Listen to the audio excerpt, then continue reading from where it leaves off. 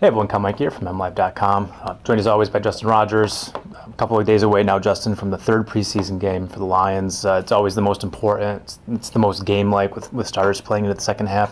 What are you looking for from the Lions against Jacksonville? You know, they call this session the dress rehearsal, and we're going to see Calvin Johnson this week. And I've seen Calvin Johnson practice for 3 years. I know what he's capable of. I've seen him in plenty of games. But this is a new offensive scheme, and I want to see how all the pieces fit together in the offense with Johnson out there. We had a great look at the offense last week with what they were able to do without Johnson against the Raiders. Golden Tate looked excellent. Stafford looked great. Brian Broyles.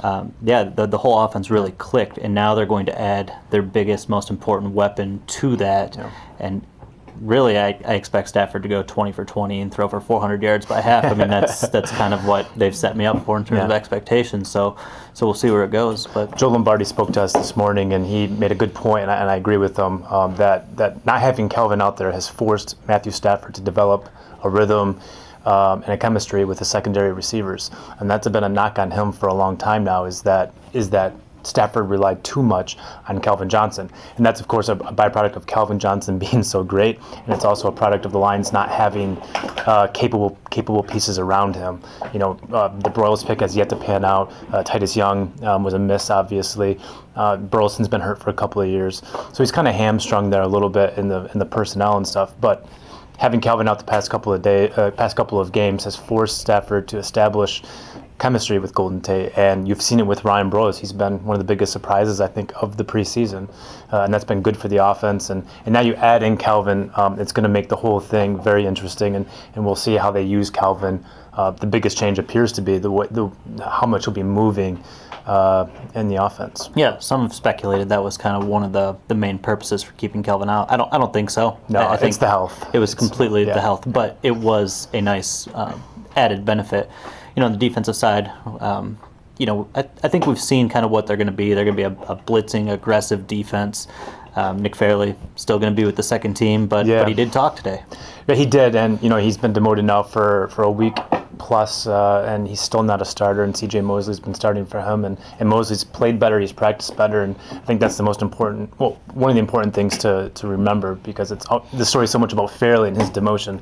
Well, at the same time, Mosley's being promoted because he's played well, while Fairley hasn't, and that's why he's been demoted. In addition to the weight and everything, but Fairley just hasn't played well. We finally got a chance to talk to him today, and he confirmed what we had reported, which was he was putting on weight.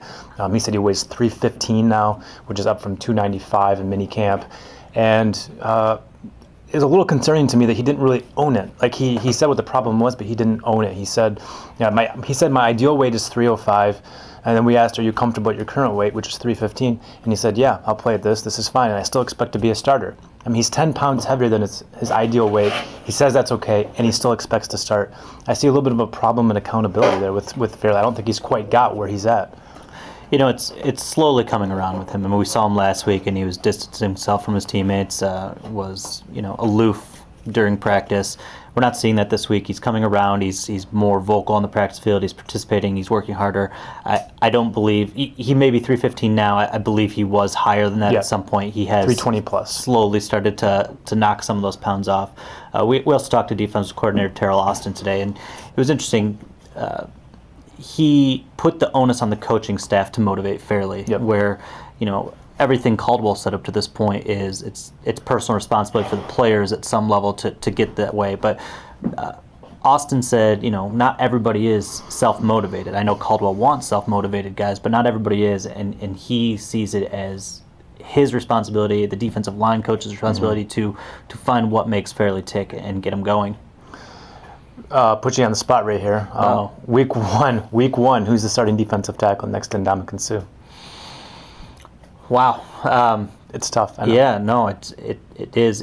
I think it's trending back toward Fairley. I think Fairley's definitely going to take the spot back at some point. Week one, I'll go with Fairley, but I would say it's a complete coin flip at this stage. I think something would have gone terribly wrong if Nick Fairley doesn't eventually become the starter this season. I mean, he's got to retake it at some point. He's just that talented. He's that important to this team. And for as good as C.J. Mosley can be, he doesn't make the big splash plays that you'll get from Nick Fairley. The Lions, I think, need him to play and play well. I expect that to be the case at some point. Week 1, I think it's C.J. Mosley.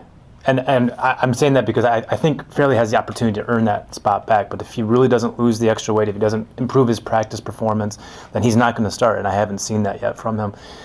Caldwell says he likes what he saw from him in Oakland. I mean, if you watch the tape, he was non-existent, basically. He got one tackle, and that one tackle is getting blown off the ball and happens to get blown off the ball into the ball carrier.